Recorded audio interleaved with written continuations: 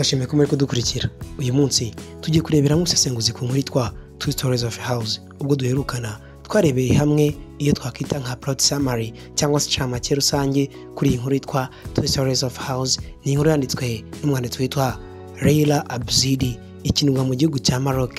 Tutangiye rero reka turebere hamwe setting. Ese iyi nkuru yabarakiniwe he? Ariko mbere ko tugeraho wibuke gukora subscribe ndetse comment, utibagiwe na share, like nk'ibindi byose bijyanye n'uburyo wagaragaza ko wakunze igihangano kuri YouTube channel. Igihe tugiye kubana ndi Samuel Nshimiyimana. Reka dutangire rero turebe hamwe setting. Iyi nkuru yakiniwe aho bita muri Moroccan town, numwe mu gigize igihugu cya Maroc. Iyi nkuru rero yakiniwe mu buryo bubiri. Hari inkuru yakiniwe muri court house cyangwa se mu rukiko, ni mu gihe indi nkuru yakiniwe aho bita muri love house of an old woman. Rero izi nkuru zihita zituma habaho uburyo buri formal ndetse na informal setting. Uburyo buri formal setting nuko amakimbirane yabaye hagati ya Meruda ndetse na Khadija byaje kurangira bitabaje ubutegetsi cyangwa se ubuyobozi bajya ku mucamanza. Ni mu gihe inkuru ya kabiri igaragaza ko ubucamanza cyangwa se kwihesha igisubizo kinyuze impande zombi byarangiye gikozwe n'aba bakecuru ubwabo. Tuvuye aho ngaho tuhasanga igice cya kabiri cyitwa conflicts. Rero ni amakimbirane yabaye muri iyi nkuru. Aha tuhasanga uwitwa Khadija agirana kutumvikana hagati ye n'uwitwa Meruda. Aha nkwibutsa ko Khadija yakodeshaga inzu mu gihe Meruda yari nyiri inzu cyangwa se uwamukodeshaga. Icya mbere tureba ngaha nuko uyu witwa Khadija yagaragazaga imbere y'umucamanza ko iyi nzu yayikobokeye cyangwa se yayikoreye mu gihe kingana n'imyaka 30, aho yari yarafashije imirimo itandukanye witwa Meruda ndetse akaba yaribayemo igihe kirekire cyane kugeza naho yumvaga atagakwiye no kuyishyura. Ni mu gihe Meruda we imbere y'umucamanza yagaragaje ko ibyo yakoreye uyu witwa Khadija nabyo nta kindi yabinganya, ariko ikigaragara cyo nuko Meruda mu masezerano bari bagiranye yuko azamara amezi 2 gusa ubundi agahita agaruka mu nzu ye kuko amafaranga y'uko yari yaratanze byaje kurangira atabyubahirije. Ariko Khadija nawe bigaragara ko atahise ajya mu bucamanza, aho turaza kureba impamvu atahise ajyayo. Khadija rero mu yandi makimbirane ya kabiri yabayeho nuko yagiranye kutumvikana hagati ye ndetse n'umugabo we. Uti gute? Ahangaha Khadija ni ukugaragaza yuko atarashoboye cyangwa se nta bubasha yari afite bwo kugera ku mafaranga cyangwa se gufata imyanzuro ijyanye n'amafaranga mu rugo iwe. Ni mu gihe umugabo we yagaragaye nk'umuntu usesagura, ukunda kwigirira aha ndetse no kujya kurya amafaranga no kuryoshya, akagira impuhwe nyinshi cyane byatumaga amafaranga y'umuryango ayajyana mu cyitwa generosity. Andi makimbirane yabayeho nayatewe na divorce yavuye he rero? Ahangaha tuhasanga ya nkuru y'umukecuru wari uri ku nzira maze asanga umukobwa ubabaye amubaje ikimuriza, amubwiye yuko basaza be bamwihakanye bakamwirukana iwabo nyuma yuko yari yatewe inda atateganyije. Uyu mukecuru amugiriye impuhwe yahise amujyana iwe mu rugo, ariko biza kurangira amusenyeye urugo kuko uyu musaza yahasanze. Bahise bikundanira baranasezerana, uyu mukecuru aza gukurwa mu rugo. Ahangaha rero byahise bituma umukecuru yishyiramo uyu mukobwa, birangira nawe havutse andi makimbirane. Ushaka kubyumva ku buryo burambuye wabisanga muri plot summary twavuze ubushize. Ikindi kandi warebera hamwe icyo twakwita nk'amakimbirane ashingiye ku iyobokamana cyangwa se religion. Ahangaha rero Khadija avuga yuko yari yarabwiye Meruda cyangwa se na Meruda ubwe yari yararahiye avuga ati njyewe ibyo bintu nzabikurikiza, ariko mu nkuru bagaragaza ko Meruda yarahiye mu izina rya Maka. Ahangaha iyi nkuru yakiniwe muri sosiyete ya Islam, biza gutuma iyo ari indahiro yabaga iremereye cyane igaragaza ko ayo wabaga usezeranye muri iyo ndahiro ibyo yavugaga byose wagombaga kubisohoza.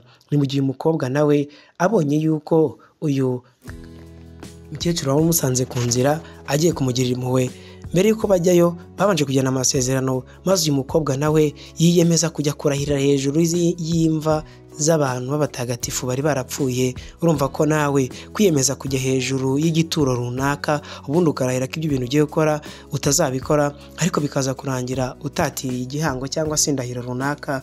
Urumva ahangaha bari bafite imyizerere iri hejuru cyane. Imbere ho gato ni nakubwiye impamvu yatumye Khadija abasha kugira indahiro agira, ariko ajya mu rubanza yari yarabanje kubazwa n'umucamanza ati nyuma y'iki gihe cyose gishize ese kuki utari warazanye ikibazo cyawe hano mu rukiko? Maze Khadija mu kumusubiza ahita amubwira ati nari narashyize iki kibazo cyanjye cyangwa se iyi case yanjye mu batagatifu cyangwa se mu biganza by'abatagatifu. Ni ukuvuga ngo bitewe n'imyemerere yari yaranze kujya kugira uwarega, aravuga ati buriya barabizi. Ahari n'abantu batandukanye muri sosiyete zacu zisanzwe, hari aho usanga umuntu yanga kugira uburyo ajya guhabwa ubutabera maze akavuga yuko ikibazo cy'Imana ikizi. Ahangaha dusanga yuko none of these people honored their pledges.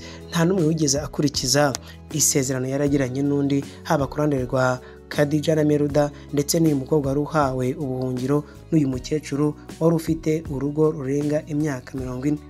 Twegere hepfo gato twirebere character and characterization. Ese abantu bakinye muri iyi nkuru ni bantu ki? Ese bafite iyihe mico? Tubona yuko uwitwa Khadija, she was religious, yari umuntu ukunda ibintu bijyanye n'iyobokamana.